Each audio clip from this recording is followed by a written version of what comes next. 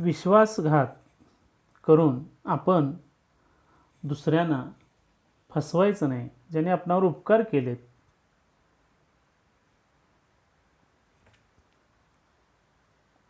त्यांना फसवता कामा नये. विद्यार्थी मित्रांनो, पुढच्या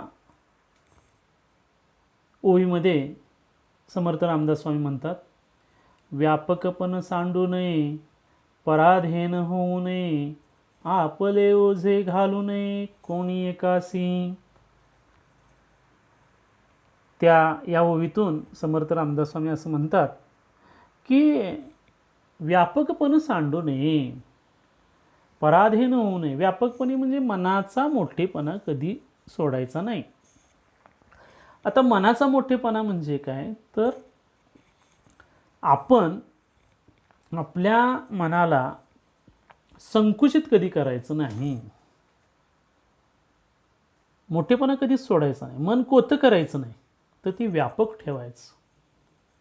संतांचं मन फार मोठं होतं.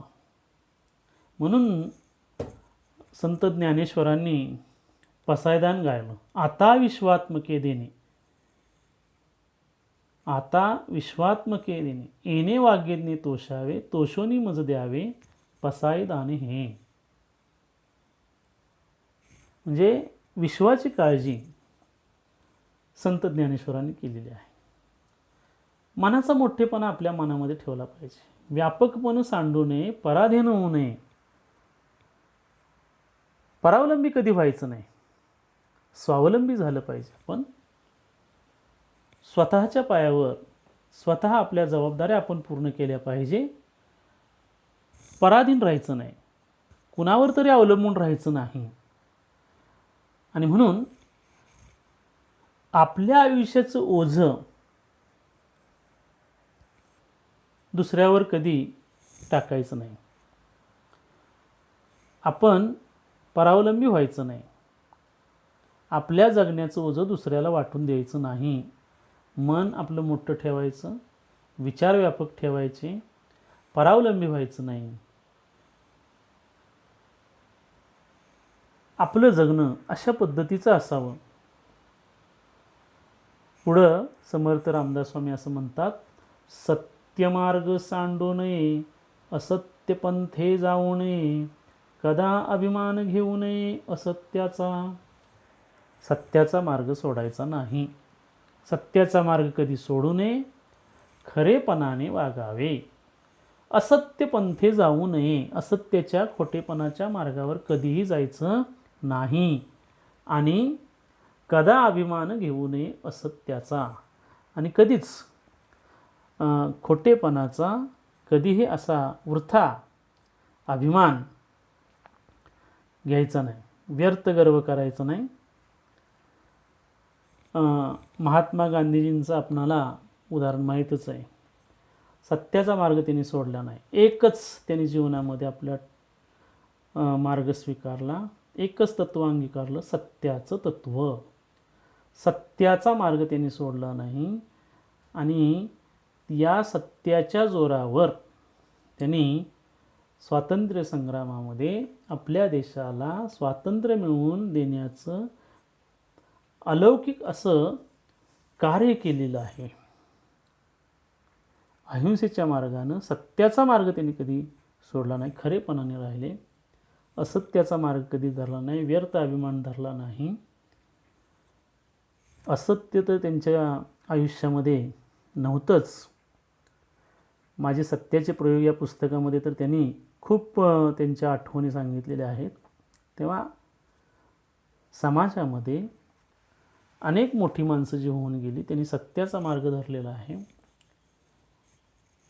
काय करावं आणि काय करू नये या बाबत समर्थ रामदासांनी मार्गदर्शन करताना हेच सांगितले की असत्याचा कधीही स्वीकार करायचा नाही, व्यर्थ अभिमान करायचा नाही. सत्य स्वीकारायचं, त्याच रस्त्यानं आपण पुढं जायचं आहे.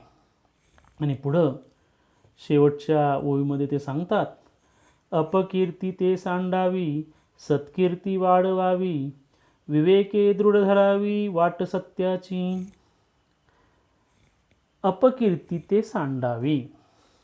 अपकीर्ती म्हणजे ज्या गोष्टीमुळं, ज्या प्रसंगामुळं, वागण्यामुळं आपली वाईट प्रसिद्धी होईल, कुप्रसिद्धी होईल, बेअब्रू होईल, असं वागणं. अशा मार्गानं किंवा अशा प्रसंगाला आपण कधीही बळी पडायचं नाही की ज्यातून अपकीर्ती होईल आपली. सत्कीर्ती वाढवावी.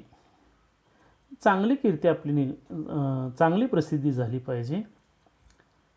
चांगल्या प्रकारे प्रसिद्ध आपण पावलं पाहिजे. चांगली कीर्ती मिळवली पाहिजे. थोडंसंच काम करा, परंतु ते समाजाच्या उपयोगी पडणारं काम असावं. अशा पद्धतीचं जर आपण काम केलं तर समाजात आपण प्रसिद्ध होऊ आणि अशाच कामातून पुढं पुढं आपली प्रसिद्धी वाढत जाते. म्हणून सत्कीर्ती वाढवावी, चांगली कीर्ती वाढवावी, अपकीर्ती सोडून द्यावी, त्यामध्ये अडकायचं नाही. विवेके दृढ धरावी वाट सत्याची.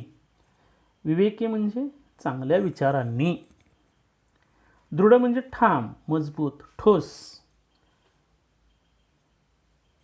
चांगल्या विचारानं ही सत्तेची वाट आपली भक्कम केली पाहिजे. सारासार विचारानं, विवेकानं वर्तन करून सत्यमार्ग सगळ्यांनी पत्करला पाहिजे. स्वामी विवेकानंद त्यांचं जर जीवनचरित्र आपण पाहिलं तर विवेकानंदांचं जीवनच किती महान होतं बघा. त्यांनी तर भारतीय तरुणांना भारतीय संस्कृतीचा अर्थ सांगितला. खूप मोठी शिकवण त्यांनी दिली संस्कृतीची. जगाला शिकवण दिली आपल्या भारतीय संस्कृतीची. स्वामी विवेकानंद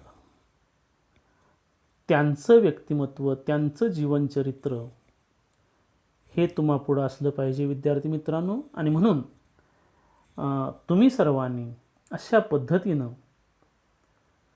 काय करावं आणि काय करू नये, आपल्या जीवनामध्ये कसं जगलं पाहिजे, कोणते गुण घेतले पाहिजेत,